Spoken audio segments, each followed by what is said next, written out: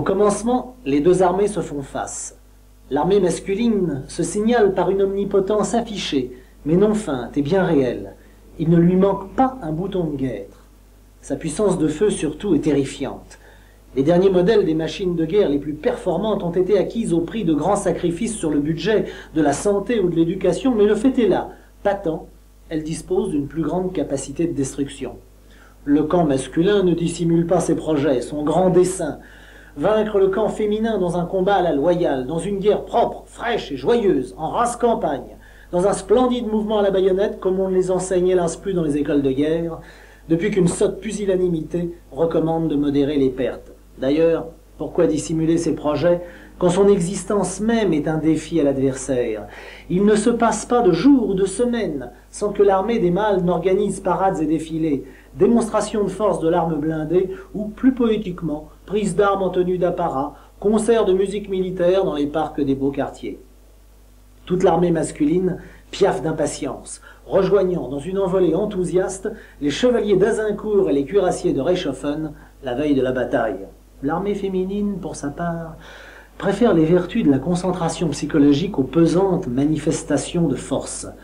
Consciente de son désavantage technique, elle a décidé de renoncer au combat à armes égales, expression des plus perverses ne pouvant satisfaire que celui qui possède l'initiative, pour lui substituer l'élasticité dans le mouvement, seule méthode permettant de compenser les différences. Elle n'est pas désarmée pour autant. Si sa puissance de tir est inférieure à celle de son adversaire, elle possède en revanche une plus grande mobilité, donc en fin de compte une plus grande puissance de feu, puisque l'important n'est pas tant les coups que l'on tire que ceux qu'on soit. L'armée féminine est plus moderne, corps de combat ayant assimilé depuis longtemps ce principe que le type de guerre à mener est fonction des conditions économiques et sociales, les fameux rapports de production. Au fond, elle ne fait pas de sentiment, ou plus exactement, elle se sert du sentiment pour vaincre, alors que son adversaire cherche à vaincre pour obtenir du sentiment.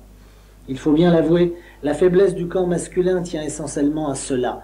Il croit que dans la guerre, seule l'épée est noble, et dans le meilleur des cas, jette un œil distrait sur son charroi. Mais nous ne sommes plus à l'époque où les marchands et les ribaudes suivaient l'armée, et l'armée n'est plus une colonne à laquelle un chef à la voix perçante hurlait des ordres en exhibant un plumet. L'armée féminine possède une excellente intendance, un excellent service de santé et surtout un exceptionnel service de renseignement. Les officiers supérieurs et généraux féminins ont été formés dans les meilleures écoles maternelles, là où se concentre le savoir depuis le début de l'humanité.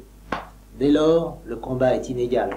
Pas un piège où la troupe mâle se rue, heureuse de montrer et de prouver ses bonnes dispositions, pas une nasse où elle s'enferme, pas un miroir aux alouettes qui l'éblouisse, et avec ça toujours sans broncher, chutant mais se relevant, pleine de la bonne volonté des Marie-Louise, obtenant quelques succès, forcément, dans des escarmouches, des coups de main heureux, dus à des circonstances bienveillantes. Dans la meilleure des hypothèses, elle s'ensevelira d'elle-même dans les délices de Capoue. Dans la pire, elle s'enfuira honteusement, abandonnant matériels et blessés aux mains de l'adversaire, lequel